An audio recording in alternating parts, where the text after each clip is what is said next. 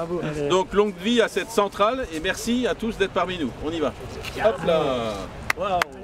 Après la biomasse et la géothermie profonde, l'hydraulique.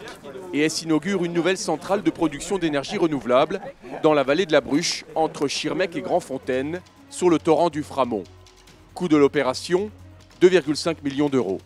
L'investissement dans cette centrale hydraulique, c'est pour ES une opportunité de renforcer sa politique de producteur d'énergie renouvelable que nous avons initiée il y a une dizaine d'années avec les gros investissements faits dans la centrale biomasse et dans les centrales de géothermie profonde haute température.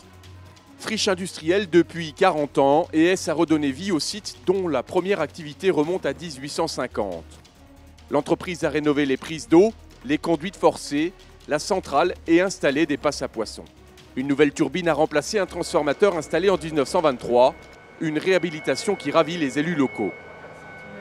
Pour nous, c'est une aubaine, parce qu'avant, nous avions des friches. Et elle laisse place à une petite structure qui produit de l'électricité propre. Refaire revivre ce site et la production d'électricité, c'est une plus-value pour le paysage. En plus, il y a toute l'image de production d'énergie verte qui tourne pour notre territoire et c'est quand même quelque chose d'important. La présence ici d'ES qui investit, qui croit à ce territoire, c'est important pour nous.